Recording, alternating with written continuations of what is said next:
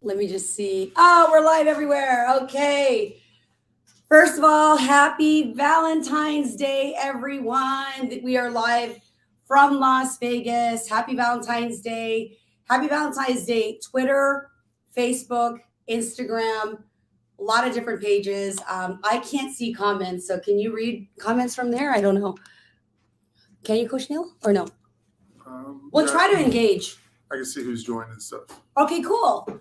So, guys, welcome to my live. I have been introducing Coach Neil, and we have been doing our lives on my YouTube channel and other channels from Zoom. But look, he's like literally right here, like the real deal in person from Newport Beach. We both flew in. We're in Las Vegas, location secret unknown, and we are speaking.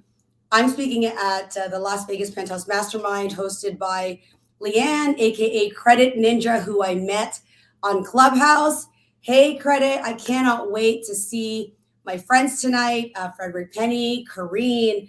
I'm also here. We've got another coach and friend from Toronto here in Las Vegas, Kyle Guthrow. I said it right? Kyle Guthrow. He's in the background. He might make an appearance. But to the point of this video, we are going to give tips, 3 tips for singles, couples, and those who are newly single. 3 tips on how they can have a more connected, explosive love life. And even though today's Valentine's Day, there may be people today not feeling the love, feeling more the rejection, the loneliness. There's a lot of people who are single today that aren't happy that it's Valentine's Day, right? And then there's people today that are going to break up with somebody or will be broken up with. We are actually in breakup season. Facebook's, this is according to Facebook dating status. How do we know this? More people change their dating status from couple to single in the period of the turkey drop, which is American Thanksgiving.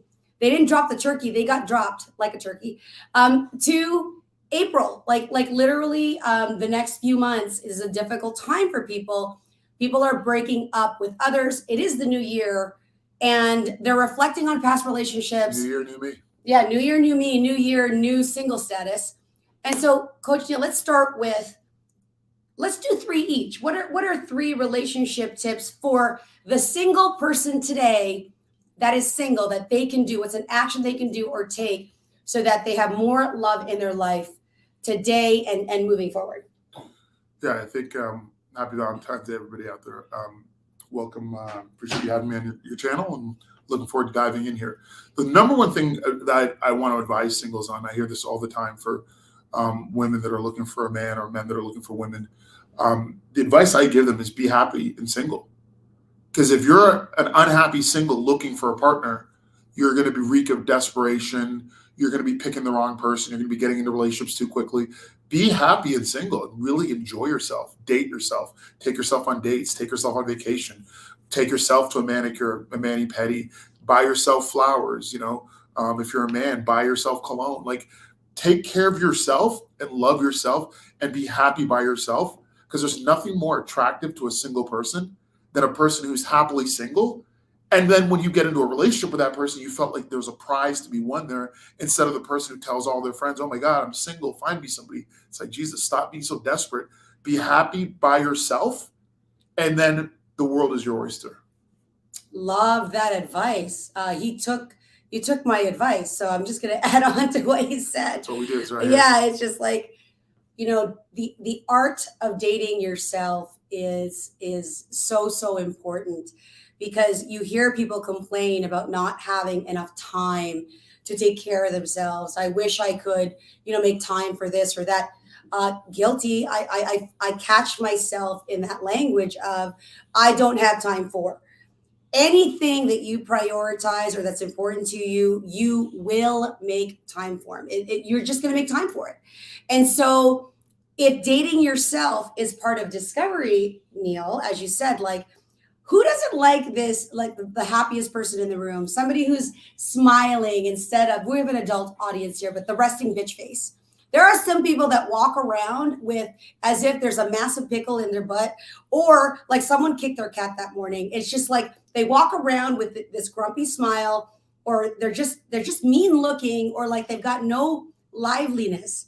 And so if that's generally how you're feeling, I think there's other things that you can do to get yourself happy. I think a lot of people who've come to me as a matchmaker are looking to add the happiness into their life, expect happiness to come from that partner. I want somebody who's really happy and outgoing, blah, blah, blah, because I'm not. It's not anybody's responsibility to make you happy. It is only your own. Now, can a person impact your happiness? Sure. They can make your day brighter if they do like nice things for you, or, acknowledge you, or whatever it is that your love language is. But to expect someone to have a relationship because you just want to be happier, that's not their responsibility. And that's famously quoted by Will Smith. I'm sure he's not the only person that said, the minute I told Jada Pinkett Smith, it's not my job to make you happy. You have got to be happy. And I'll tell you, it is very, very true. The most attractive people are generally the ones that are already very grateful, living life, not embarrassed about being single, not in the context that life sucks and there's no good people out there, like literally embracing and enjoying every day like a gift, and the hopes that, yes, they will meet a partner who's equally happy that can add value. All right. Step number 2, or date tip number 2 for a single person. For singles, so there's 2 things you need to think about. Analyze your current dating sexual style. So, for example, if you're a single person who doesn't have sex unless you're in a relationship, if you want to find that right person, I'm going to challenge you to do the opposite. So if you're single and you haven't had sex in 6 months to a year because you're waiting for that relationship, do the opposite. Go have a one night stand. Go to Vegas. Go hook up with someone. Do something different, because if you want things to change, you have to change. Let me repeat that. If you want things to change, you have to change. And a lot of the best relationships I've been in, I've lived with several women for years and years and years. We dated not at the same time, but 3 years here, 5 years there. We hooked up the first night, and it was a great relationship. And I'm not saying you have to do that. I'm saying do something different. Now, if you're always going to the bars and hooking up, do something different. Take 3 months off. Take 3 months to go work on yourself. Take 3 months to give that sex a time to breathe, to miss it a little bit, so that you're not leading with sex. But evaluate your sexual style as a single. And if you're someone who hooks up and goes to bars, take 2 to 3 months, take a break. If you're someone who hasn't had sex in 3 to 4 to 5 months, go out there and make sure it still works. Because the idea that you're single for 2 reasons. One is you're too picky, or people don't like you, right? It's just the fact that you don't like people, or people don't like you. So try something different, and a different energy, a different style, to attract different people, and who knows where it goes. I love that coaching. And I know that because Coach Neil's a coach, right? So it's not even your job as a coach is not to tell somebody to do the same thing that they're doing. Like literally, sometimes he's my coach now, but when he's coaching me, he'll say things that I have issue with. Like I have real big issue with it. And I can also see how implementing those things will make a difference, because I'm not interested in hiring a coach or working with somebody that's going to tell me what I want to hear and have me do things according to my plan. There's a reason that things aren't where they at or should be. And that's what we need. We need coaching that is going to be effective, that's in your face, that may be triggering.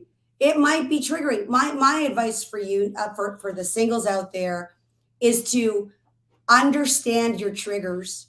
When are you triggered? Why are you triggered?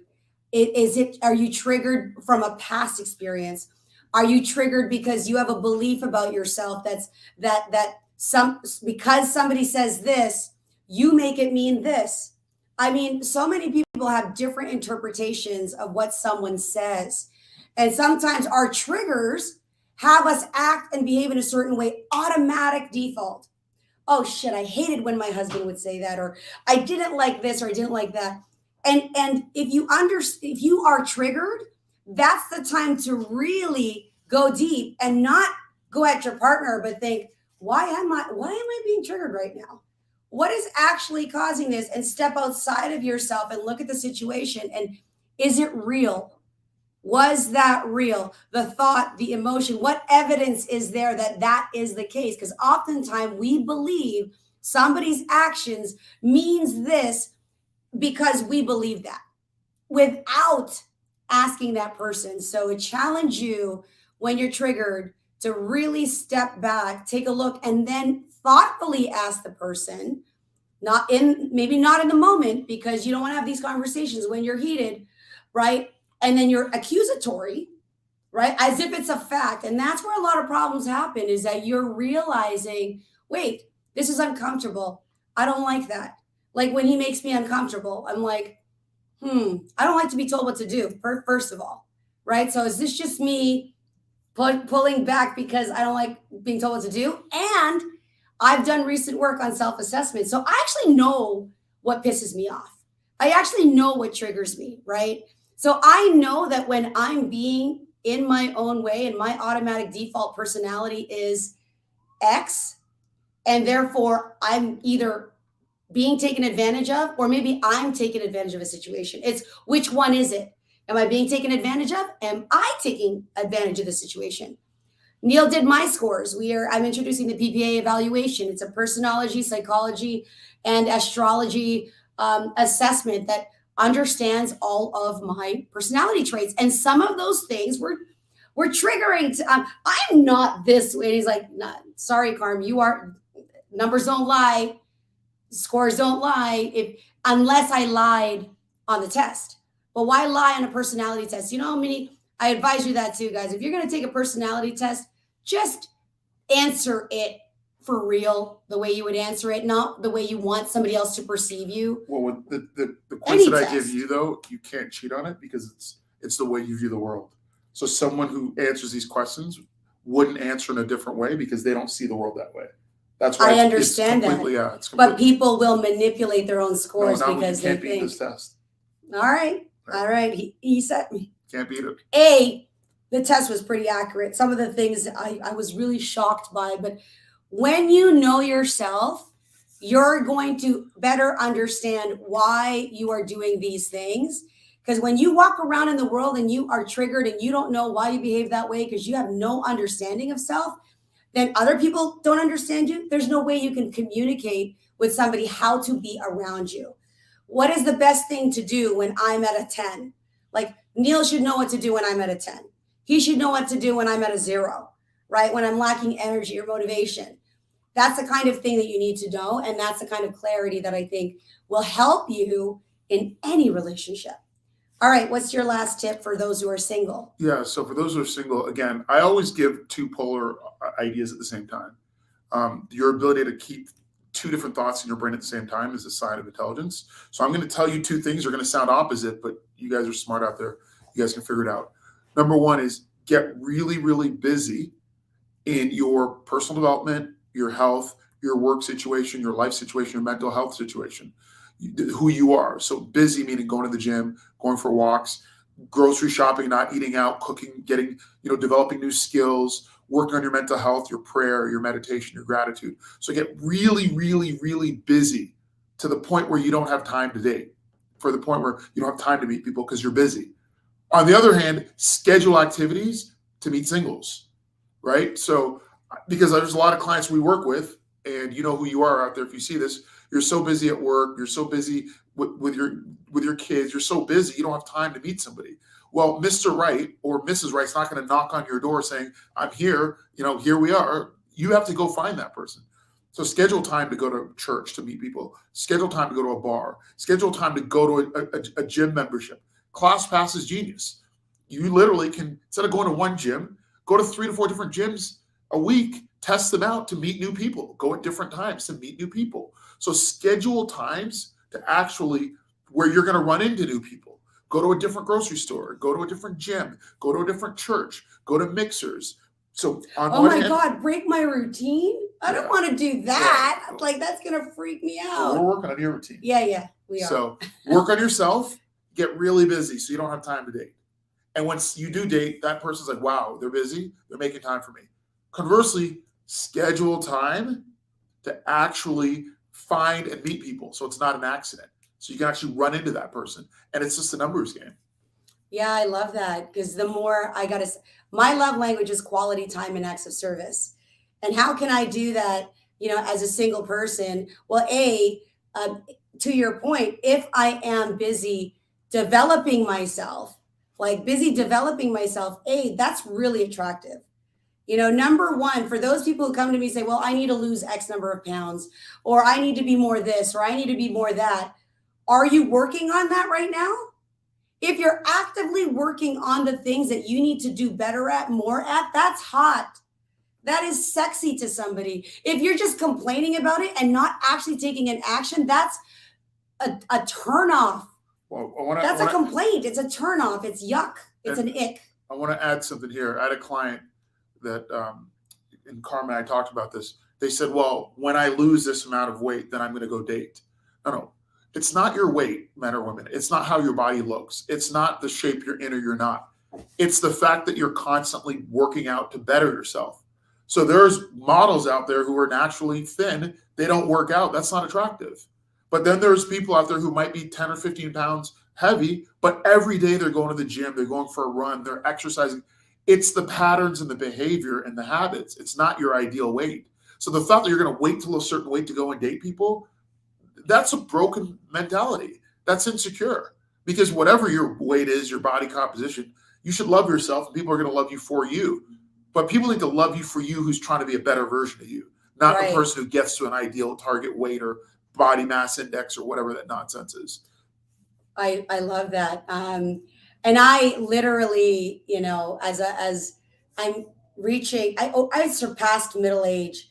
I'm over middle age now. I've already had my midlife crisis, but as a woman who's past middle age, the fact that things get more difficult and more challenging to maintain weight, to lose weight, whatever that is, looking good is not the same as feeling good.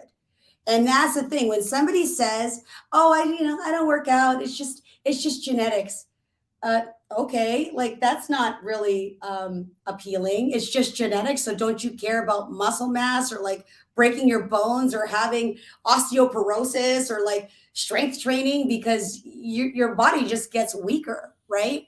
I have a young child that I had later in life, so I have all the motivation or reason to want to live longer, feel better. And when I say and share that, what's the difference? Let's do two scenarios. Woman one says, oh, I don't really work out. It's just, I have good genetics. Versus two, oh, you know what? I make it a point to go to the gym because I need to, I love to eat. And unfortunately, my body doesn't agree with the amount of food I like to eat. So I have to work it off. I want to give like hotter number two, right? I want to give men out there a tip. This is really important dating advice from Coach Neil. How to talk to women. And some of you guys out there don't know how to talk to women. You guys are embarrassing yourselves. You need to call us because we need to help you in how to talk to women. Because if Carm matches you with a woman, you don't know what to say, you're in a lot of trouble. Rule number one, never compliment a woman on things that she didn't work for. Let me repeat myself. Don't compliment a woman on things that she was God-given. So if she's beautiful, she's got great hair, she's naturally, thin or whatever. If it's natural and she didn't earn it, don't compliment her on it. Because for her, she's been getting that her whole life. Number one is you're shallow. Number two is you're not making her feel like she earned your compliment. Find something to compliment her about that tells the story. So I love your dress. She picked that dress out. Or wow, you worked out 3 times this week. That's awesome. I love your commitment to working out. Or you're a fantastic cook. Or you're such a great human being. Decisions that she makes, when you approve those decisions, you actually make her feel like you know her personally as opposed to you're pretty. I've been pretty since I was 3. Great, right? So compliment women on things that they've earned, not things that they've been entitled to. I love that because you know where that plays out. It's that plays out in real dating scenario, Neil, because the prettier or more attractive the woman or man, the more expensive and willing the person is able to. They want to impress them with monetary things like, oh, she's pretty, therefore I got to pick a better restaurant. Oh, he's hot. I got to go spend money on my lashes, my nails, my this, my that. I got to make myself look amazing for this guy, like over some other dude that maybe he doesn't look as great and he's not as appealing. I think people do have this, we call it even love bombing. When you love bomb somebody subconsciously, you're love bombing. You're actually love bombing somebody subconsciously. Love bombing, by the way, for those who don't know, is somebody showing an, an unrealistic or too much affection and praise from somebody that you hardly know. Like, why are you putting them higher than you to begin with? Like, that's as if saying you can't get that person. You have to impress them. Why don't you take that person on a one drink or coffee date like you would anybody else? Because the reward system doesn't work for just pretty people. It's got to work for everybody based on the quality of that person, the quality of your interaction is important. So that was so great. That was so great. All right, we're talking about Valentine's Day tips, relationship tips. We just gave some tips for singles. We are now going to give 3 tips for those who are in a relationship. So tune in if you are in a relationship or you know somebody is in a relationship. By the way, if you're enjoying this, you can share this. Share this link out, send it to a friend. It's Valentine's Day. Send it to that single person. Send it to the couple right now that you know is posting a picture on Valentine's Day, but secretly they hate each other. Do that right now. Okay, you want to do that. Thanks, Kyle. Kyle gave that to me, right? Because, we know that people are going to want to do the thing and say, honey, here, let's take a picture. I fucking hate you. But yeah, let's not do that. So let's give them some tips. Let's save some relationships today. Let's avoid some breakups. What do you got? Yeah, I think so. There's a lot, but number one is my mom would always tell me this: an ounce of prevention is better than a pound in cure. Pause to okay, there you are. So an ounce in prevention is better than a pound in cure. What does that mean? Solve the problem before it becomes a problem. Audit your relationships. So all you guys are on Instagram, you're on Facebook, and you're in love and your relationship's perfect and you're holding hands all the time and it's such a great love story and everything is perfect. I know the truth. We know the truth. It's not perfect, right? So work on your relationship. And how do you audit your relationship? Get an expert. Don't talk to your girlfriends. Don't talk to your guy friends. Get an expert proactively to actually look at your relationship, because if it's good, can it get better? If there's problems, don't just brush it under the rug, and really audit that relationship so you get 1, 3, 6 months ahead of where the problem is going to be, because by the time there's a problem, it's too late. Yeah, I think more people I know more people avoid the relationship conversation until it's the elephant in the room that's taken up the entire freaking space. And now that elephant is in the house and you can't get it out. That elephant sat on your relationship and squashed it because you let it in and you let it grow. And so you have to be able to confront and discuss the things that you don't want to talk about. You don't want to talk about your insecurities. You don't want to talk about you let yourself go. You don't want to talk about the fact that you can't, get romantic with your partner because you don't find them attractive or you're repulsed by them. I mean, these are things that people have said to me. It's not always about attraction. You don't want to talk about the fact that you don't like this personality trait, or you don't like this habit, or that they don't talk to the kids a certain way, or, they don't make enough money, or they make too much money, or they like whatever it is. More people, to your point, sweep that under the rug until I'm tripping over this damn bump in the rug. And now I'm hitting my head on the wall. So definitely have those conversations and look, when it's out of your league and you just do not know how to have those conversations, talk to an expert. Welcome you to go to our sites, take an evaluation. Sometimes it's because you don't even know yourself. You don't know how to express it. I can't tell you how many of my clients will call me and say, how do I say this? How the hell did you just do that? How did you do that? It's like, because it's called communication and I just say it clearly, but I didn't know how to say that. It's a skill set.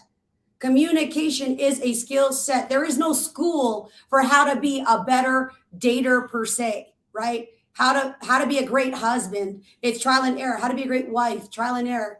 Oops, that didn't work. Oops, that didn't work. Oops, we're divorced. Anyway, that was wonderful. What's our, is it last tip now? Last tip? No. That was the first one. First tip. Okay. Yeah, just audit your relationship. Audit your relationship. Make sure you're getting outside eyes on your relationship. I think it's really important. Outside professional eyes, not your mother, your brother, your sister, your best friend, and this person. And you're talking to everybody but your partner. That's the issue. Everybody knows your shit except your partner. That's the only person that can impact that is your partner. And one thing I want to add is 90% of communication is either miscommunication or no communication. Well, Neil, how does it make sense? How could 90% of communication be not communicating? Because not communicating is a form of communicating, right? People ignore each other. People get pent up energy. People don't say what they're feeling. They can't articulate what they're feeling. So part of communicating is being clear and concise and honest and open and effective how you communicate. Not everybody naturally can do that for whatever reasons. That's where you need to bring in experts. And it's not just us. It's therapy. It's counseling. It's your rabbi, your priest, the clergy. Like, you have to find someone to help you look at you and say, hey, you need to work on this. Perfect example. Your nose is an inch from your mouth. I've told this story before. I heard it online. It was genius. But if you don't brush your teeth for a month, you can't smell yourself. But everyone else in the room can smell you. You won't smell yourself.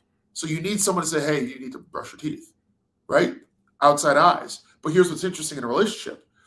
You can't smell your nose, but if your wife walks into the room and she didn't put deodorant on, you can smell her a mile away. And you're going to say something to her. Meanwhile, your nose and your mouth, you can't smell yourself. So your ability to be audited by somebody not in the relationship is crucial. Dang. Brush your teeth, guys. Right. Brush your relationship teeth, right? This is the whole point is, are you doing that audit? Okay, so number 2, and this is going to be taboo, but you're in a relationship with someone, you're not their best friend, okay? They could be your best friend, but I hate the idea of, oh, I married my best friend. Okay, we get it, right? Like, there's your best friend, then there's your partner, okay? Why are they your best friend, not your partner? Because of sex. So 2 things you need to do. Remember, 2 thoughts at the same time. Number 1, you need to get better at sex in terms of how sex works. What's your partner's sexual style? What's your sexual style? You need to learn about sex. So, and I don't mean by watching pornography, fellas. I mean, actually, there's books on there, how to have better sex. Learn how to have better sex. Learn how to please your woman. Learn how to please your man. Learn what they like. Learn what they don't like. Read, study, do homework on how to have better sex. So that's number 1. Number 1A or 1B is have more sex. And if you're a man and you initiate sex with your partner and you start rubbing them, you start touching them, you start playing with their hair, you start pulling their hair, you start going down on your partner, there's no one that's going to be like, I'm not in the mood for that. No, it just doesn't work that way. Be overly sexual with your partner, right? To the point, because you can't be mad at your partner and have sex with them. And if you can, and you're in that sort of toxic relationship, you need a different set of therapy. That's not for us to help you with. But you can't be unhappy with your partner if you're having sex. The relationships that fall apart, they don't have sex. And we coach couples where they've gone a year or 2 not having sex. They're sleeping in different bedrooms. So number 1, learn about sex, study sex. Carmel put something out that there's really good books. Like there's a book called She Comes First, a really good book. Nancy Friday has a good book called My Secret Garden. There's a lot of stuff out there where it's manuals on how to have better sex. Kama Sutra is a good one, so forth. And then be more physical with your partner. Hold hands, touch, play with their hair, grab his biceps, use your fingers, rub them down, massage, oil. Be more physical, have more sex. You getting hot and bothered over there? Mic drop. We got to move on to the next section. No, I think it's all great. And like, the thing is, Neil's so open about this conversation. I mean, there are some women and men that are likely watching this going, yes, or, oh, like this is an easy conversation. This is an easy conversation, but we're not here to give, easy advice. I think that when you take responsibility also to, if you're not interested in sex, it doesn't mean just because you're not interested in sex that your partner should just follow your lead, because they're sexual human beings. And so if you care about their needs, just because you don't need it, what do you need to do to discover or explore yourself to feel comfortable in your body to have that sex? Are you sharing those insecurities with your partner that maybe just like, I remember when I first gave birth to my daughter, I gained a ton of weight. I did not feel sexy. It took me a year I didn't recognize myself. Like I didn't recognize myself. It was the longest time that I had never, and I was married, and that's what is this marriage? No, did I get any help? Hell no. Did I talk to my partner about it? No. We could have had a much different experience during that time. And instead, oh, we just had a baby. There's a lot of people that are not having better sex, healthy sex, because they're not having those conversations. And time is our most precious commodity. You cannot buy it back. The minute that I just talked about, it's gone. No amount of money is going to take that back. So this is the time right now where you want to invest in those relationships and start having those discussions. And if you're not equipped, work with those people. We do have a sexual blueprint test. I know very clearly what my blueprint is. I'm sure Neil knows his. My partner will know what that is. And I'm going to demonstrate it, communicate it, find out what his is so that we can speak each other's sexual language. I'll show you my blueprint if you show me yours. And then let's figure out how we can, construct our perfect, synergy in sex and life and business and all those things. So I love this. What's next? Okay, last thing. Again, 2 points. We're going to give you 2 different ways to think about it. Number one is you have to save money. And whether or not you're a miser, whether or not you're cheap and you're frugal to start with, or you're a spendthrift, or you don't like to save money, in this economy right now, you can never go wrong with saving more money. And what does that have to do with relationships? You just don't want to put your relationship in a situation where the finances become an issue in 3, 6 months, 12 months, a year, 2 years.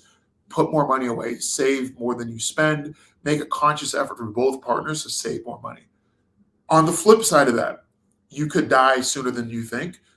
Spend more money with intentions of experiences. So for example, go dancing. So for not sex, but intimate things. Go dancing, go to comedy clubs, go listen to live music, do a one-day getaway, buy those flowers, invest in the massage for your partner. All those little things, those little gifts, those little things, those memories that you build together are crucial, right? The purse is great, but I have a friend of mine who, and I don't want to say who it is because you guys might know her. She's pretty famous. She wrote a book on what happens when the sugar is gone in a relationship, and she left a relationship with over $100,000 with purses. That was great. She'd trade all that for the relationship, right? So women say they like purses, and men like shoes and handbags and watches. That stuff's great, but the 3-day ski trip, the 2-day cruise, the comedy show where you're laughing, the line dancing, the ballroom dancing, the salsa dancing lessons you took together, the yoga you did with your partner 3 times a week, those are the intimate memories that will keep relationships strong and everlasting. Oh, the reason I travel so much is because of all the experiences. I love investing in experiences. We're no longer doing gifts. It's where are we going? What are we doing together versus, that electronic, that big screen TV, that this, that, because guess what? You know how much stuff I lose? That's a separate topic, but I can't go back to the money I lost, the gifts I spent, the toys that the kids tore up and begged for and never played with. I'm talking never played with. The Poopsie doll that I spent $80 on. I would have rather, Kyle's laughing in the background, I would have rather taken Nalia to like all of the Christmases and taken her to Disneyland. If I take her to an indoor play date, we go to movie. We're big movie lovers, but my daughter and I took her to Paris for her birthday, just took the kids to Rome. We had the best time. If I sacrificed no presents throughout the whole year, but to have that memorable experience. Now, I'm not saying y'all do that, but you can buy smaller gifts, do acts of service, make your grown son lunch with I love you, mom on it. That lights him up. There's so many things you can do that cost zero money, especially in this economy. When they say it's the thought that counts, It's the actual thought that counts. Like, be freaking thoughtful. Like, put that uniqueness in it. That's what I loved about gift giving. And I'm a super generous person, but my generosity is now going to be in um, experiences. There's several men out there, friends of mine, clients of mine. I take more men on first date mani pedis that have never done it before, and I love it. They'll always remember anybody. Oh yeah, Carm brought me to my first mani pedi. No one can take that away from me. No one can take that away from your experience. When you are a first to give somebody something, and not a gift, an experience, you will always be there, whether you like it or not, whether you don't want to. That's the shitty part. When you don't want to remember that person, it's like, damn, I went skydiving for the first time with my ex, but it was the best time. Sorry, I'm spitting. I'm so excited. Um, so that's it. I love that. Yeah. So now we're going to talk. Hold on a second. I'm going to speak to the ladies out there, and I know I do personality assessments every day, all day for a living. There are certain women. We'll talk about the women right now. Well, actually, we'll talk about both. There are certain women and men who they like stuff. Okay. They like the Valentino purses and shoes. They like the red bottoms. The guys love their Rolex watches and their the new Corvette or the Lamborghini truck, whatever it is, your price ranges. There are certain people who like things. Okay. We know that. Expensive things. I get that that's how your brain is wired. I get that. But vanity and a lack of modesty is a problem. Because those same women who want the purse and they want the shoes, then they call me 6 months later, a year later, 3 years later saying, he left me for someone else and now he's buying them the shoes and the purse. So if you're overly vain and material things are really that important to you, you got to work on yourself. You have to work on yourself, because the fact that you value yourself based on showing off your red bottoms on Instagram is bad news for you. Now, I know that some of you can't help it. You have to work on it. You got to work on that, trying to get likes and look at my new shoes and look at my outfits. Again, I get that that's the way you were made, but you have to work on that stuff if you're truly going to be happy with yourself. Yeah. If you attach happiness to stuff, that's a problem. Well, and because when you lose your stuff, what are you, fucking miserable? Yeah. Pardon my French. You're miserable. When you lose your stuff, you're miserable. If you don't, there's a show, maybe Kyle can help me with this. There's a show, The Minimalist. Somebody told me this. I saw on Instagram. I wish I could credit the gentleman, but he said these are the 5 books you need to read, or this. And I follow him, and I'll give the credit when I can give the credit. But he said to watch this show on Netflix about minimalism and like getting rid of stuff, right? The thousands of dollars of stuff. And the 2 guys that created the minimalist movement, and one of them had to go to his mom's house and get rid of all of her stuff, like a friggin' truckload of stuff. Instead, he donated it all. And the thing that she valued deep, deep, deep under her bed, when he opened it, were pictures and memories of him as a child that was like tucked away, that she'd never enjoyed. If you're going to keep stuff that you actually like enjoy, that you love, that you're proud of, that you can see, not buried under your mattress in several boxes, right? Like, hey, I am not no minimalist. Anybody, I'm not trying to be a hypocrite either. I'm striving to be a minimalist. Let's put it that way. And I'm finding joy in giving away the stuff that I used to place so much value on. It actually makes me sad. Makes me sad that at one point in my life that I carried so much weight and value on all this stuff to make myself feel better, because I have shopping like therapy needs that I have to tell myself, you don't need that stuff. What are you really upset about? Why do you need this? I don't need anything. Frankly, if I never bought anything else ever again, I'd be okay. Like I'd have everything I need except the new stuff. You know, I'd have to buy things out of necessity. So it's like that with relationships. I think people want to have that arm candy. They want to have this stuff just for the sake of being in a relationship, because they think that person, that thing, they treat it like a thing and it's going to bring them joy, right? But then they get tired of it. They lose it. They disrespect it. They never really valued the thing. They just liked how they looked beside it.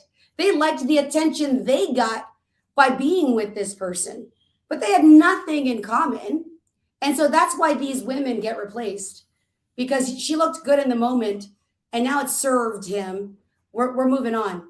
Okay, so this is so incredible. I love that. Um, sorry, what is it? Well, our producer's got a question. What's the Okay, question? what's the question? So what about trips that guys take girls on? That's an experience. That's not That's a great. necessarily. Yeah. What's wrong with that? It's not a bag. It's not a material good. I think Yeah. that's great. I think men should take more women on trips. I think girls should take their guys to the spa. I think, I mean, and if you like nice things, there's one thing you can make those requests. But I think many people can find themselves overcompensating and buying things that they don't need to impress other people. You hear that all the time. You buy things that you don't need with the money you don't have to impress the people you don't like.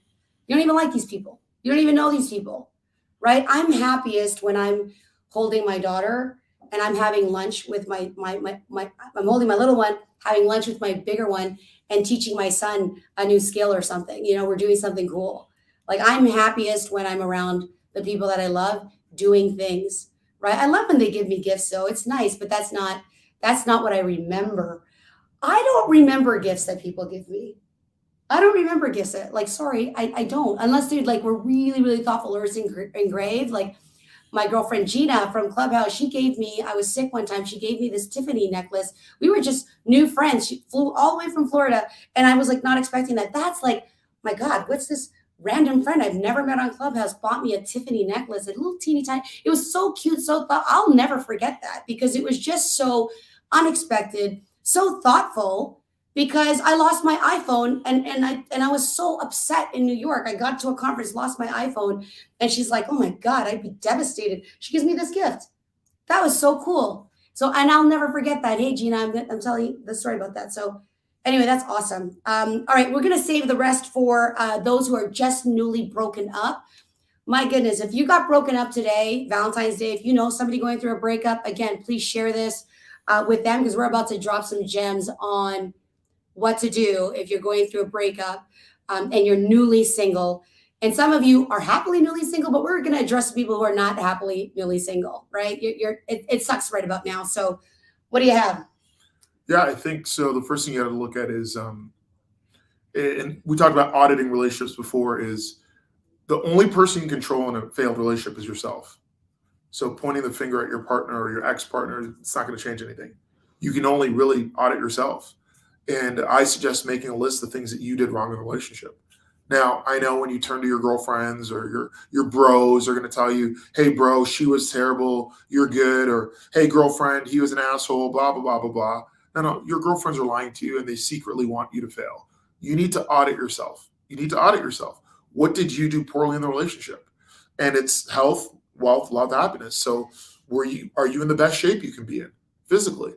Did your man find you physically attractive? Does your girlfriend think that you were physically attractive, or did you let yourself go? Do you eat like crap? Do you have bad energy? Or low energy? So you got to audit yourself health wise. Wealth, maybe it's finances, maybe it's you're spending too much money, maybe it's you're broke and don't bring anything to the table as a man or a woman, maybe it's you've got you don't have a good career ahead of you and you're not inspiring your partner. Maybe you're not bringing anything to the table. I mean, I've gone out with women where we've dated for a year and they took me to coffee once. They didn't even spend it. They wouldn't spend a dime. And at the end of the year, I'm thinking, what do you bring to the table financially? Or, education level. Both partners have to be consistently working on their education levels. So that's the wealth side of it. Sex, again, were you having sex? Were you initiating sex? Were you good at sex? Because that's really, if your partner cheated on you and they were with, John in accounting or Christina, who's the waitress, well, maybe they're better in bed than you. How's your sex game? Right? So audit yourself sex wise. And again, don't talk to your girlfriends because they're going to tell you how great you are. Don't talk to the bros at the gym because they're going to tell you how great you are. You got to look at that stuff. And then lastly, your mental health. And mental health is anxiety, depression, addiction, drugs, alcohol, shopping addiction, porn addiction. Some of you guys have girlfriends and you're watching porn 4 hours a day and wondering why she just dumped your ass. Or women, some of you guys are spending, every single dollar you have on shopping addictions, and your man thinks you're out there putting yourself out there. So audit yourself, who you are, what I did poorly in the relationship, so that way in the next relationship I get in, I know that I'm going to show up better for myself, for my partner. Damn. That's important. And the thing is, it's great too, depending on if you just got broken up with, your partner is going to tell you things and the reasoning why they broke up with you. Now, some of you will not have those reasons, but when you can get, and that leaves a lot of people in this space of like, what did I do? Most people they'll either blame their partner or they'll blame themselves. And then you focus on what can I have done?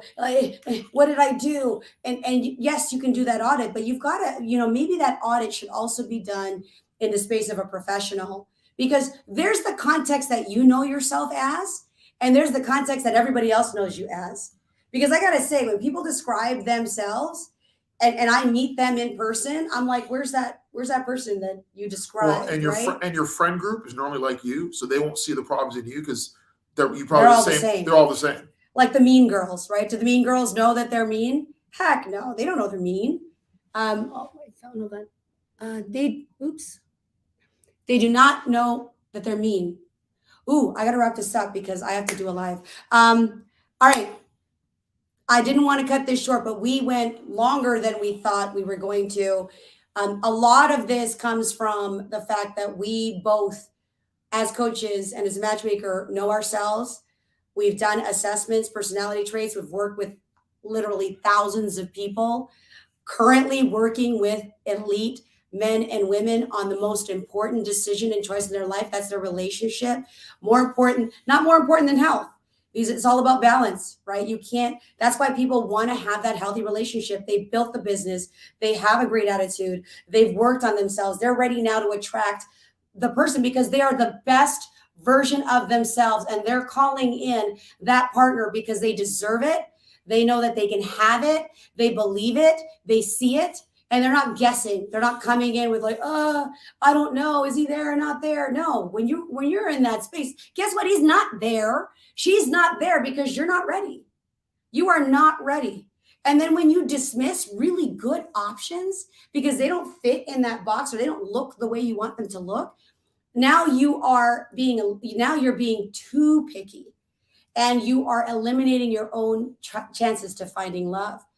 So we hope that this served you. If you are curious about getting a deeper assessment, you can head over to carmeliaray.com and click the PPA new evaluation tab. This is Coach Neil Mason. You have both. I'll tag him here as well. Also has his website. You can get that information from my site, from his site. You guys are all on my feed. So just go to my website, ask for the evaluation. We can send you a test to get your scores. You can get your scores, but you will need to have somebody go through that evaluation, right? Like, great that I saw all these numbers and I'm like, ooh, what does this mean? What does that mean? And there's always different perspectives. There's a relationship I have with myself, the relationship I have with a romantic partner, the relationship I have with coworkers, with children. We're all in this interpersonal dynamic and we can be very different with different people, or consistently bad or consistently good. And that's why I think that deeper understanding allows you to just be more empathetic to yourself. Being able to know you're flawed. These are the issues you have. You can be more graceful with yourself and forgive yourself as well, because you're you and you gotta work on that. So any last words, Neil? No, it was great. And we're here to help. All right. Happy Valentine's Day. There's still time for you guys to make an impact, spread love, share this message, send it to a single friend, send it to that couple. And thank you for sharing, watching, liking. We will be back. Bye for now. All right. Broadcast. Oops. Bye, guys. I'm trying to say goodbye, but it won't let me. It wants me to stay on.